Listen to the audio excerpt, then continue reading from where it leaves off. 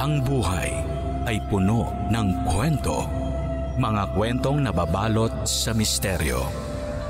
Liham ng gabi. Liham ng gabi. Ang iyong imahinasyon. Natatakot ka ba rito? May kwento ko sa inyo tungkol sa isang estudyante na itatago na lang natin sa pangalang Baron. Nagbago ang kanyang kapalaran dala ng matalas at malikot na imahinasyon. Ako si Lady Gracia at pakinggan ang kahihitnatnan ng mapaglarong imahinasyon ni Baron dito sa Liham ng Gabi. Liham ng gabi. Liham ng gabi.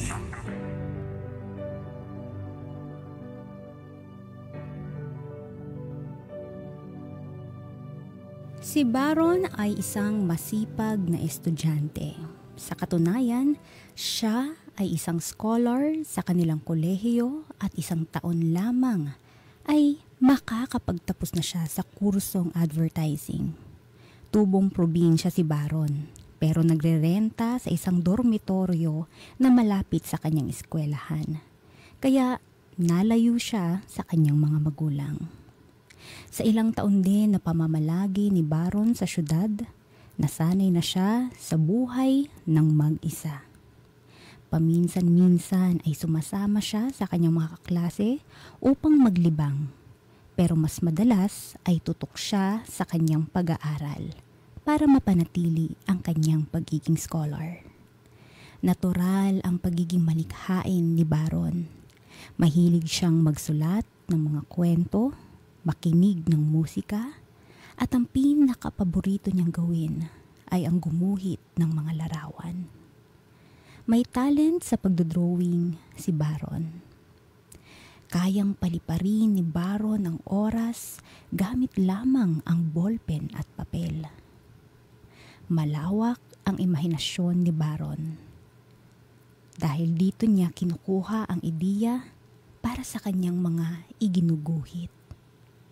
Ang paborito niyang iguhit ay iba't ibang uri ng hayop, mula sa mga insekto hanggang sa mga balyena. Talentadong masasabi si Baron. Sa tuwing walang gawain sa eskwelahan, ay doon siya nakakapag-drawing. Isang paraan na rin ito upang mabawasan ang stress niya sa pag-aaral. Isang Biyernes ng gabi, pagka-uwi niya ng dormitoryo galing sa eskwela, excited na inilabas ni Baron ang kanyang drawing pad at ang kanyang lapis. At saka ito naupo sa kanyang kama. Naalala kasi niya na may nakita siyang puting tuta sa may labasan kung saan nakatira ang isang magandang dalagang residente roon. Si Annie. Palangiti si Annie at matindi ang paghanga ni Baron sa dalaga.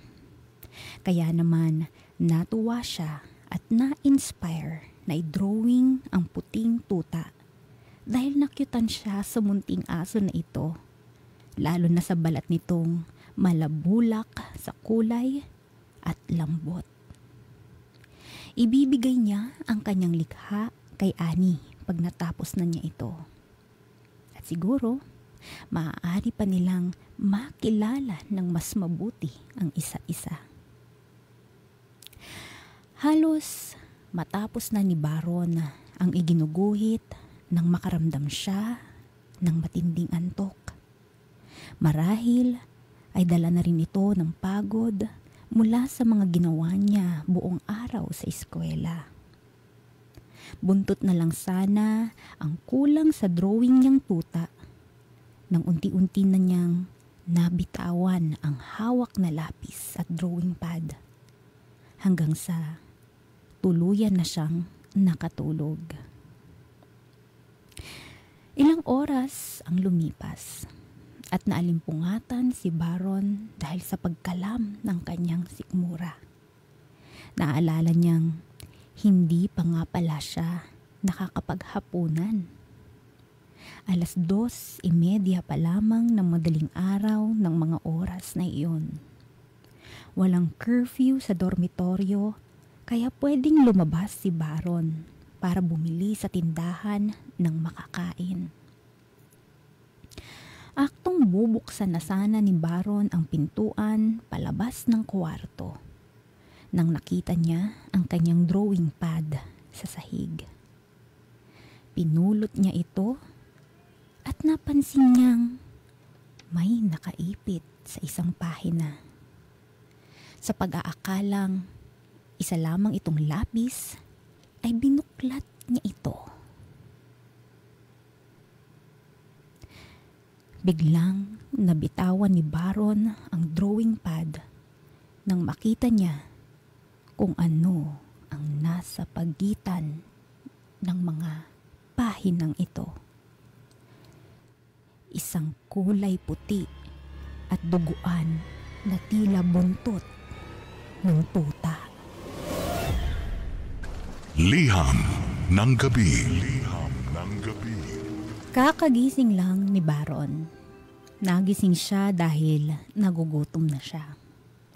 Baka dala lang ng imahinasyon ang kanyang nakita. Baka dala lang din ito ng gutom. Pero hindi katang-isip ang nakita niya. Hindi ito katang-isip dahil nahawakan niya ito. Naamoy din niya ang lansa ng dugo na galing sa putol na buntot. Dali-daling tumakbo si Baron sa labas ng kwarto, patungo sa banyo para maghugas ng kamay na may bahid na dugo. Bakit may putol na buntot ng tuta sa kanyang kwarto? At ang malala pa rito, bakit nakaipit ito sa bahagi ng kanyang drawing pad kung saan iginuguhit niya ang tuta na hindi pa niya natatapos. Yung tuta na hindi niya nagawang maiguhit ang buntot bago siya hilain ng antok. Kung isa itong biro, hindi ito nakakatuwa. Gustong masiguro ni Baron na wala sa doormates niya ang gumawa nito. Hindi na siya nakatulog kakahintay mag-umaga para tanungin ang bantay ng dormitoryo kung pwedeng panoorin ang CCTV. Agad naman siyang pinagbigyan nito. Sinimulan ni Baron ang panunood at pinagmasdang maigi ang pinto ng kanyang kwarto mula nang pumasok siya rito galing sa eskwela. Finast forward ni Baron ang CCTV footage hanggang sa makita niyang bumukas ang pinto ng kanyang kwarto. Pero wala siyang nakitang pumasok doon. Sa halip, nakita niya ang sarili na palabas ng pinto at pumunta sa CR ng dorm.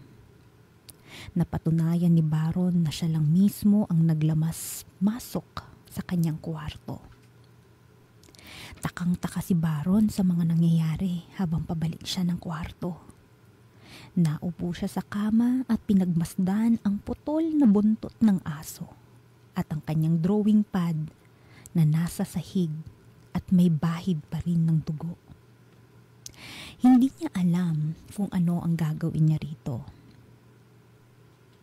Bagong lahat, naisipan ni Baron na itapon na lang sa labas ang buntot at tsaka na lamang nito iisipin kung paanong nangyari iyon.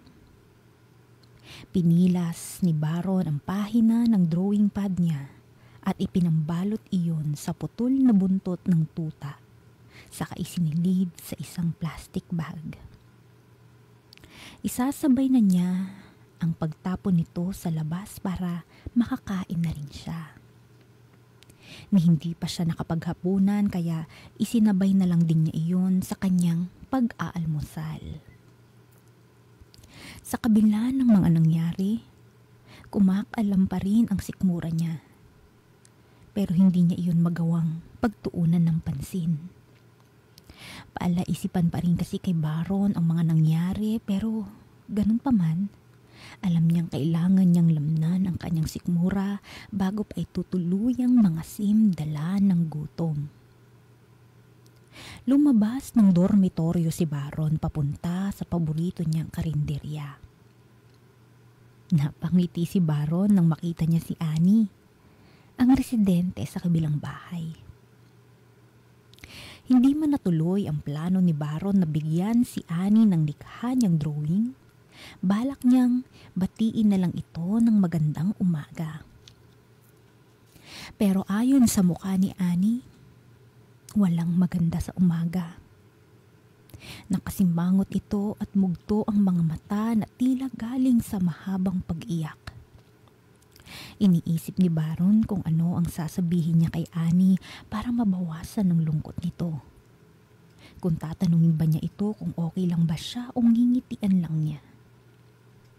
O mabuting hindi na lang muna nito papansinin ang dalaga. Habang papalapit siya kay Annie, napansin niyang nakatungo ang dalaga sa isang sulok.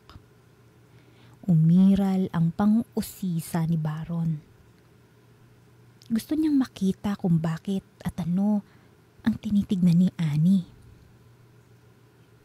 Bago makapagsalita si Baron, sinundan niya muna ng tingin ang direksyon kung saan nakapako ang atensyon ni Annie. Nabura ang anumang ningning sa mga mata ni Baron nang makita niya ang puting tuta na nakahimlay sa sulok ng bakuran ni Annie. Wala na itong buhay, marumi at may bahid ng dugo ang malabulak nitong balahibo. At nakita ni Baron na putol din ang buntot nito. Liham ng gabi. Liham ng gabi.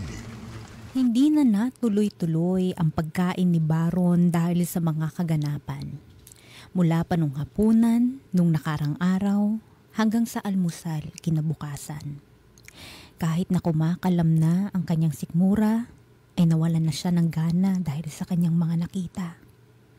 Nang makita ni Baron ang tuta ni Annie na putol ang buntot at wala ng buhay, agad itong tumalikod at naglakad pabalik sa kanyang dormitoryo. Hawak-hawak pa rin niya ang plastik na nooy sanay itatapon niya sa labas. Laman nito ang putol na buntot ng isang puting tuta. Hindi na siya nagtaka kung ang buntot na hawak niya ay pagmamayari ng pumanaw na tuta ng kanyang kapitbahay na si Annie. Walang paliwanag kung paanong nangyari iyon, pero tinanggap na lang ni Baron ito. Hindi naman sinisisi ni Baron ang sarili sa pagkamatay ng tuta ni Annie, pero parang nakakaramdam siya ng konsensya. Alam niya sa sarili niya na may parte siya sa mga nangyayaring iyon. Gaano man kaimposible, ay pakiramdam niyang meron siyang kinalaman doon. Pero ano? Kahit panay ang parinig ng sikmura ni Baron sa kanya, hindi na niya napansin pa ang gutom. Naaalala kasi niya si Annie na ubod ng lungkot dahil sa pagkamatay ng kanyang tuta. Ano pa nga ba ang pwede niyang gawin? Naupo si Baron at kinuha ang drawing pad at ang kanyang lapis. Sinubukan niyang iguhit muli ang tuta, pero hindi niya ito magawa. Sinabayan pa nito ang biglang pagdilim ng paligid at pagbuhos ng malakas na ulan.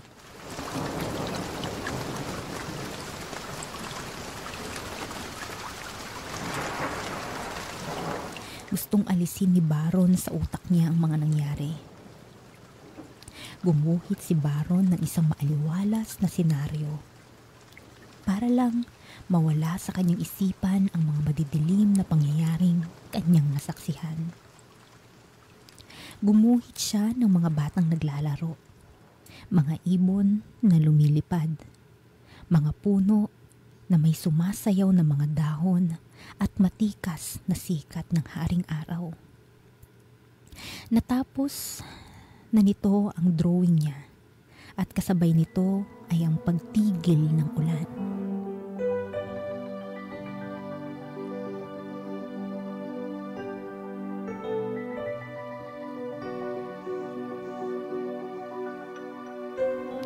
Tila may kakaibang pakiramdam si Baron sa labas ng dormitoryo. Agarang bumaba si Baron at laking gulat nito nang makita niya ang isang maaliwalas na paligid kung saan naglalaro ang mga bata, humuhuni ang mga ibon, rinig ang wagaswas ng mga puno at maganda ang sikat ng araw sa asul na kalangitan. Kagaya nung kung ano ang nasa imahinasyon ni Baron na kanyang iginuhit. Napaka-imposible. Pero bumalik agad si Baron dahil nagkaroon siya ng magandang ideya. Naisip niyang nagkakatotoo ang kanyang mga iginuguhit at balak niyang magkatotoo rin ang susunod niyang iguguhit. Isinaisip ni Baron si Annie para maiguhit niya ng maayos ang dalaga. Sinariwa niya ang suot nito noong nakaraang araw noong siya'y puno pa ng ngiti sa mga labi. Inalala niya ang maamong mukha ng dalaga, ang mapupungay nitong mga mata, ang nunal nito na malapit sa tenga. Nakasuot ito ng hanggang tuhod na puting bestida na may mga dilaw na bulaklak, kasing dilaw ng araw. Maganda rin ang lapat ng bestidang iyon sa kanyang balingkinitang katawan. Yan ang pagkakadescribe ni Baron kay Annie sa kanyang iginuguhit. Iyan ang itsura ni Annie bago ito namatayan ng alagang tuta. Sinigurado din ni Baron, perpekto at masaya ang larawan ni Annie na iginuhit niya. Balak niyang ilagay ito sa frame at marahil ay iregalo kay Annie sa mga susunod na araw. Baka sakaling makatulong din ito sa dalaga para mabawasan ang lungkot dala ng pagkamatay ng kanyang puting tuta. Sa kabila ng lahat ng nangyari, nanatiling positibo si Baron. At para makita kung nagkatotoo ang kanyang munting eksperimento, agad siyang lumabas ng dormitoryo para silayan ang babaeng hinahangaan. Sa malayo pa lang ay tanaw na niya mula sa bakuran ang suot na bestida ni Annie. Nakasuot ito ng hanggang tuhod na puting bestida na may mga dilaw na bulaklak, kasing dilaw ng araw. Maganda rin ang lapat ng bestidang iyon sa kanyang balingkinit ang katawan. Katulad ng kanyang iginuhit. Napangiti si Baron. Nagkatotoo muli ang mga bagay na iginuhit ni Baron mula sa kanyang imahinasyon.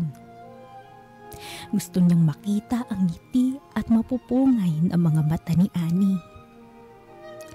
Kaya naman, naglakas loob siyang lumapit dito para mangumusta. Dahan-dahan ang kanyang paglalakad para maiproseso ng kanyang utak ang tamang sasabihin sa dalaga.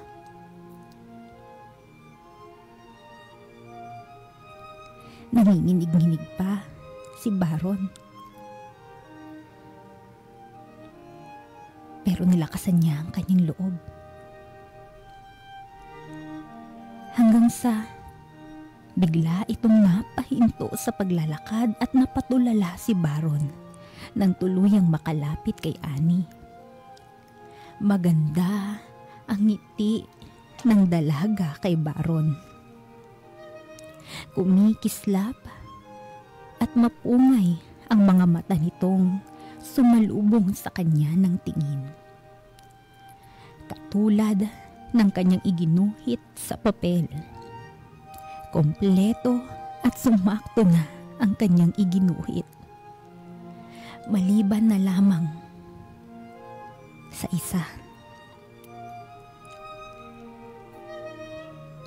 Dumako ang paningin ni Baron sa bandang laylayan ng bestida ng dalaga.